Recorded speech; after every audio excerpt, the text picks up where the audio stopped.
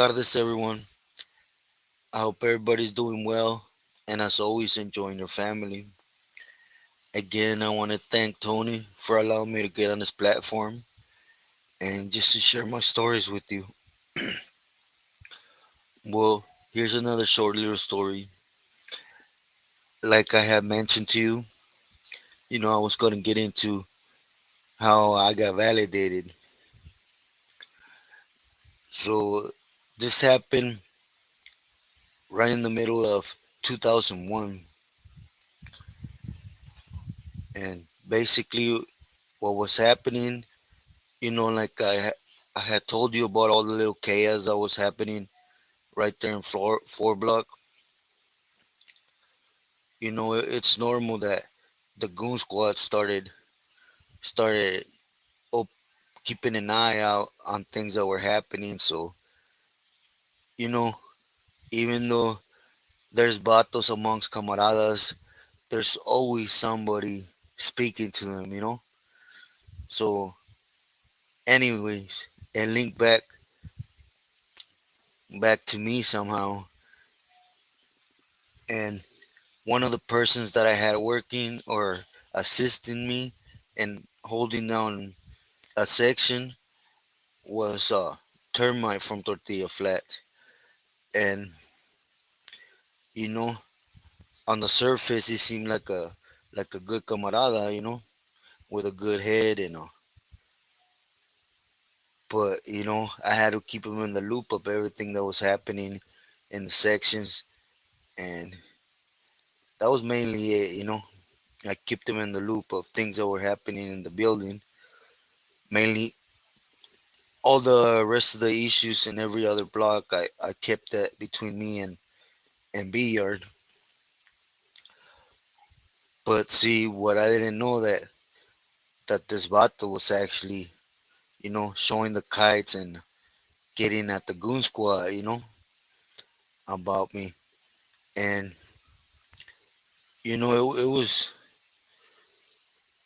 one day it was just weird, how I was in the second cell on the bottom tier in B section. And just one day they actually pulled uh, wood that was next to me. So they opened up that cell, and I didn't really think nothing of it, because it is AdSec overflow for them battles too, the high profile pesetas. So it was normal for them to go in and out, Sometimes they would only take them for a couple of days, and sometimes even longer. But anyways, they took them out, and it was empty maybe for like about a day. And then the next day, they brought, they brought what it looked like an older camarada, So they put him in, they took the handcuffs off, and I waited a little bit till I thought he got situated. Then I actually hit the wall and I got at him because we were able to share, the little hole where the cables come out. And Corcoran, the little cables for your TV, they go inside of the wall and in between the cells to get plugged in, and you're able to conversate with the cell next door. So I got at him and I asked him, with all due respect, I'm so and so. Are you a camarada? And he told me, yeah, I'm Garfield. You know, I'm a carnal from Orange County. So, I had already heard his name, just in person now. I had not met or seen what he looked like.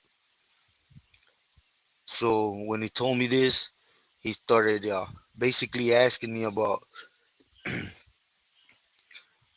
his brothers and everything. So, time went by and we're conversating. At that same time, right away I shot word to B Yard that if this battle was legit, and I had checked his paperwork and everything, everything was firmes with him. So it came back that, yeah, that he was a Pili and that everything was legit, to treat him as best as could, So, anyways, when that came back, I informed him, and we just kept moving forward. As time went by, the Pili just kept asking me a gang of questions, and as a camarada, I'm obligated to reply, So I used to reply to him like this, and that, and basically he was asking me, who was in charge of the A side shoe, and I told him I was, and then who did I have in one block, and things like that, the avenues to shoot amapilis, to shoot to B yard, and how to pick up the amapil when you were expecting an answer, and basically he was questioning me about all the system we had set up from B yard to A yard and vice versa. And you know, like I said, I had to give the Pili the proper reply. So I did. I replied to him, and you never thought nothing bad about it, And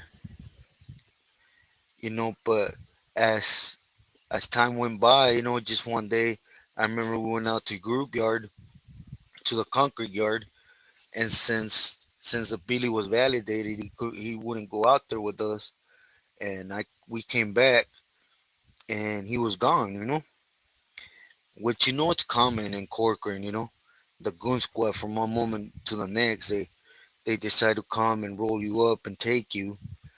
But anyways, he was gone, so I didn't think nothing of it at that moment. But maybe like a week or 2 weeks later, they had just barely came, maybe like a month earlier, and have tried to pull me out to take pictures of my tattoos and stuff. And so for them to have come back so quick, you know, it was odd. And basically, when they tried to pull me out, they said they had to talk to me, and I told them like, whatever you got to say, you could say here, at the door. I ain't coming out to talk to you nowhere. And basically, they told me that they were going to be validating me.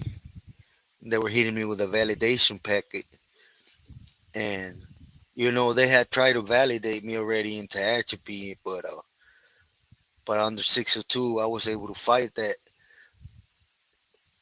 And but this time, I didn't really know what points or what they had on me. At this time, in 2001, they didn't really need much to validate you. It could have been a drawing, it could have been an appeal with something that maybe it didn't even have to be way out there, just as long as it kind of inputted you being on a different yard, talking to somebody or whatever, just small things. All it took was three points, So basically, they came and hit me with it, and I thought I had a chance, like they're just okie doking me because I actually had less than 30 days for my shoot time to be over, and I had already gone to committee, and they had put me up for transfer to either New Folsom or Salinas Valley. So the way I took it is they're just hitting me with some BS packet, just not to have me come out the shoe and hit one of their yards, you know, because they had already mentioned it to me, when I was coming back from yard, and they had tried to take pictures of my tattoos, that they knew that I was going to hit New Folsom, and that I was going to take, you know, word with me, palabra out there, and I didn't know what they were even talking about, but once I received the packet and I started looking through, I was like, man, Basically the kites that I was sending T over there, he was shooting them to them. He was sending it to him. So basically, they didn't know what my placazo was on paper, but when they had someone that close that I actually was able to fish from my cell under that door into his cell, and just basically they knew exactly who I was. And that was one, you know, and but the one they had the most on me was actually, they had somebody on bigger that flipped, and once he was being questioned that if they knew who was actually spreading artist word on A Yard, my name came up. But the most damaged one was the Vato Garfield. That fool, he was asking me all these questions, and like I said, I didn't have an option on answering them. But what I didn't know, he was already working with the feds.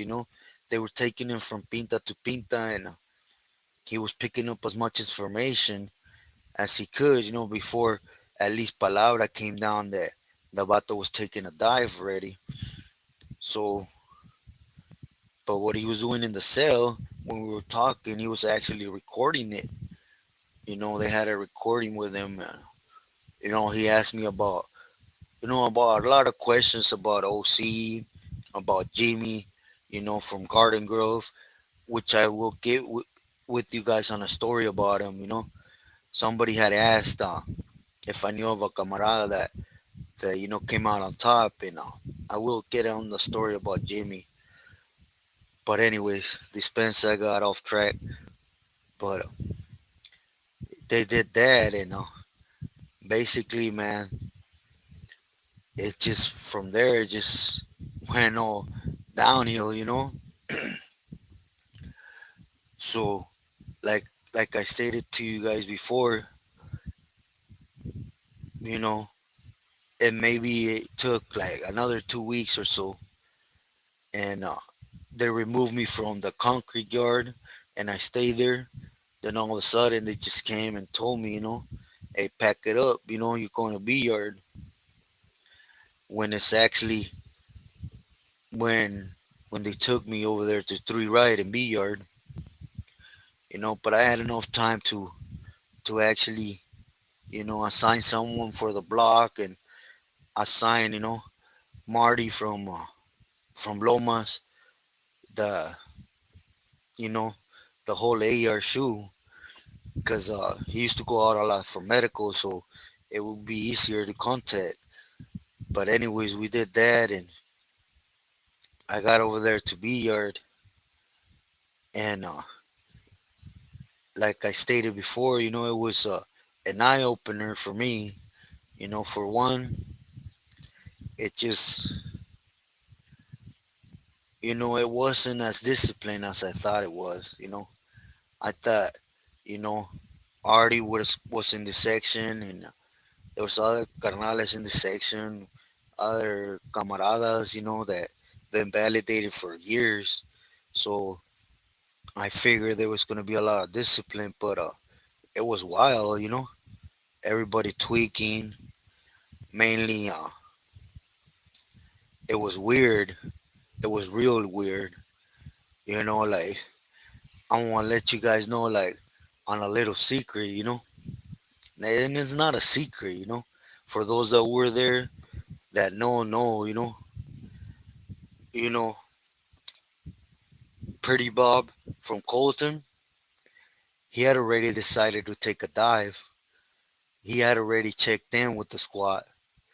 They had him in the A yard, in 3 right, and we knew exactly where he was at.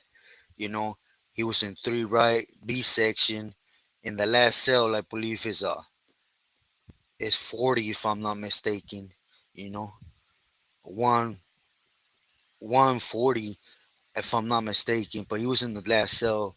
We knew exactly where he was at. He was already, you know, he had already decided to walk away, and For some reason, he got brought back and they allowed him back in the fold. But it's just, I remember Tony had asked me that a subscriber had asked, if I knew somebody that had, that was on that side and had came back. That's a perfect example. I'm telling you that I know for a fact he had already checked in with the squad and was already in the THU. He was already over there in the debriefing program stuff, for like a whole month. And he came back and they allowed him back. Under what circumstance, I couldn't really tell you, but that I'm for sure. But now I'm gonna get into a story like that happened in right there in Three Right, and this happened maybe not right away, but it had already been like about 8, 9 months. But this is something that I'm gonna tell you guys that I want you guys to really really hold on to it, like really really like hold on to this because it's gonna later come out in my story. But see, right next door to me to the right side, there was a bulldog. Now I don't know in what standings he was with other bulldogs because there was another cell of bulldogs and they did their thing, but they weren't PC'd up like that, because this bulldog that was next to me, he was and he was S talker, He banged on the wall mostly all night, barked, you know, just came out the cell to showers and he walked up and down the tier like if he was shadow boxing, and he was just one of those, he was a J cat. And man, there was a really cool CO, up there in the tower at this time. And that Biliardi, he got at them that, you know, to do us a favor, and crack them doors, you know. At the moment, it was like, it was all conversation. It was nothing like set in stone. And at this time, you know, it was uh, it was in 2002 to be exact. I had barely started, the chemotherapy, and that's when Artie approached me like, "Hey, I talked to the CO, and he's gonna crack your door and crack the bulldogs, or would you take care of that for me?" And that's when I said, dispuesto, when would he crack my door? So, anyways, a couple days later came by, and it happened like right after breakfast.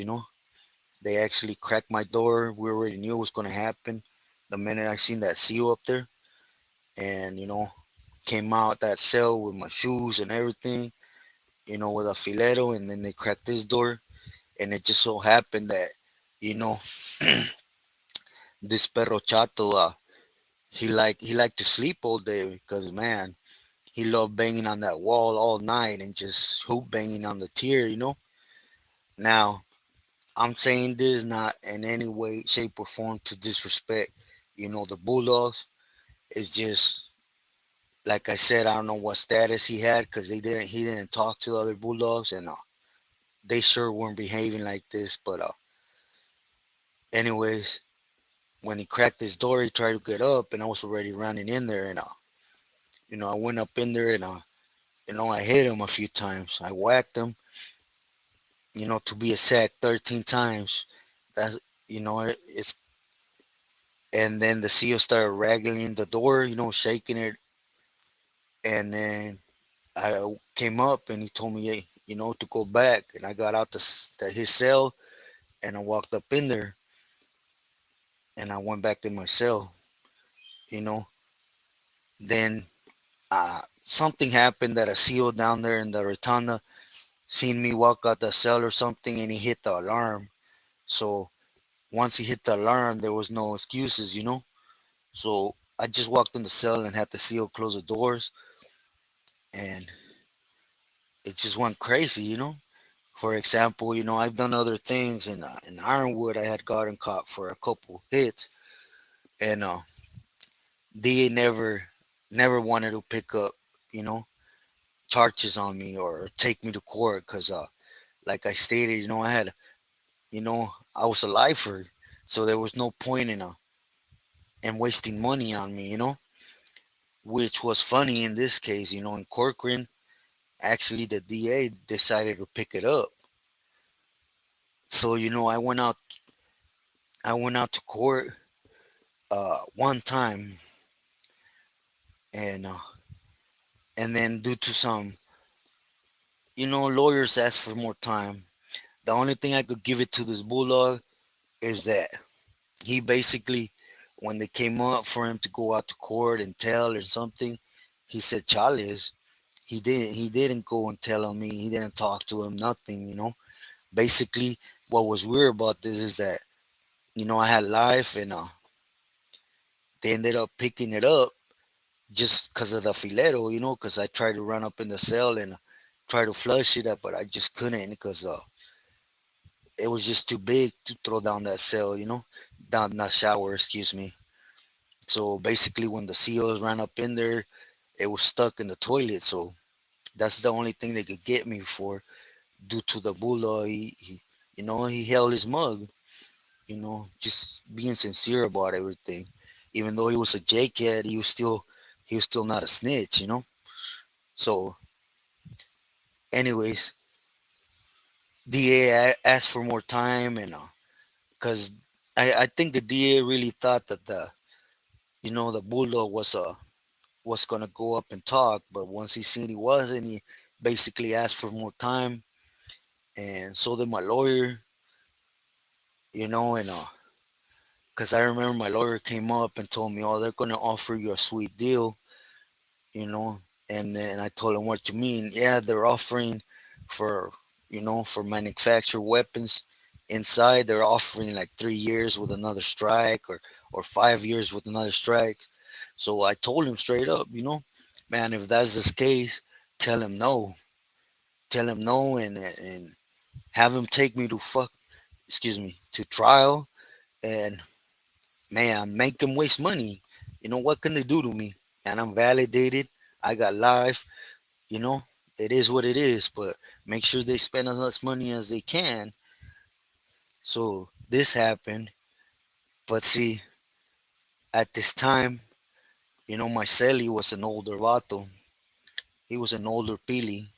And he happened to be from the same neighborhood as Artie. They called him Nairo from King Cobras, but he was from the south side. He wasn't from the east side. And he was a real cool old man. He was, man, probably one of the best cellies I had. And it's just I'm gonna get into what happened there, and how I ended up in Pelican Bay, and how this whole move with the bulldog, actually, how it came out in the future. Because I do want to get into other things that happen right there, that happen right there and through, right. Because when this happened with the bulldog, like I stated, it had already passed from when I got validated, probably about 8, 9 months, maybe even a little longer. It's when Wino had already gotten there. He had we all knew that Wino was going to eventually get clipped, because it was talk amongst them, because that he, everywhere he went, he was abusing his power. And when it's convenient for them, you know it, it's not allowed for a member to abuse their power. Because if they get power hungry, they're supposed to be taken down. But it only happens when it's convenient for another brother, or for a couple of them. Because as you guys have heard my stories, almost all of them abuse their power. But Wino was just something different. Everywhere he went, he was having people stabbed, uh, people writing on the COs, not caring if homies had a date, nothing, And I remember when he hit Lancaster, he had Cowboy killed by Tito. Everywhere he was hitting, man, he was causing chaos. So when he did this with Sal over that book, man, it was like he opened that window perfectly for Artie, you know, for Joker, Rolo, all the carnales that were back there, and that's when they decided, they came back around and told me, pass this kite around, make sure all the camaradas know that, you know, this vato ain't to be considered a camarada no more, you know, and that's how that happened. But it was just little events that happened right there on BR before I move on to what actually happened that took me to Pelican Bay, and how I ended up in Pelican Bay. So, like I stated, I ended up staying there till I completed my chemo, and maybe like a month right after my chemo is when that incident happened to where I ended up in Pelican Bay. But I will get into that. I just thought I would continue a little bit and basically touch base or just continue off on what I had promised that I was gonna get into how I got validated. And it's just funny, how I've been seeing, you know, videos on somehow on some, or how people are, like surprised that man, your own homie from your neighborhood told, man, when it comes to snitching, man, they're everywhere. Literally, I could say it in my case, because when I got busted, two of my homies told on me, you know, they straight up told on me, and I had a homeboy with me that he was holding his mug, but I ended up, you know, taking everything off of him because I basically just told him, that he did not have nothing to do with it, that yeah, as these two authors are stating, it was me and only me, just to make sure that he got out, which I later regretted, not in the sense that I wanted to drag my camarada with me. It's just maybe like 6 months later, he actually got smoked by norteños, and it just he was my ace dudes, you could say that, but that's a different story. I do apologize. I go off on you people. I seen a comment, somebody that says that I'm all over this place. Yeah, and I do apologize for the. I'm not used to this. I don't really know how to do this. It's just I do wanna share with you guys, and I guess on me wanting to share as much possible in each video, I just go off from here to there, But I'm gonna get into basically the real stories, like for example, the reason I'm not getting into what took me to Pelican Bay right now is because it's something that I could sincerely say that something I regret doing worse than anything I've done in my life. It's just something that it shouldn't have happened, and it's just a point I want to make with you on how, man, everybody is ain't worthy, for a greedy vato, for a tecato vato, you know. That's why yeah, I hear people on channels that they say, legends. Hell yeah, there is legends. There is there is damn members that, man, to the dot, my respects. They're legends on how they do things.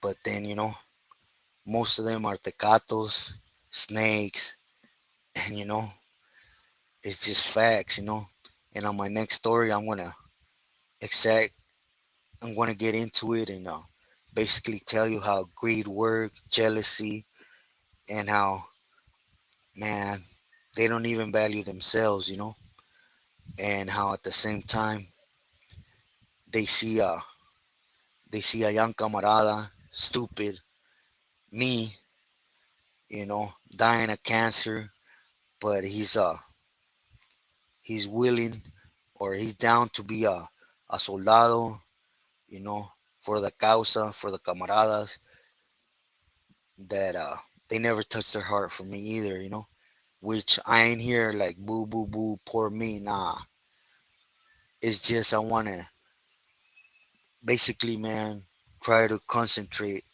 my message on that, value those that care for you, you know don't go into something that there is no loyalty, there is no honesty, there is no carnalismo, there is none of that, man.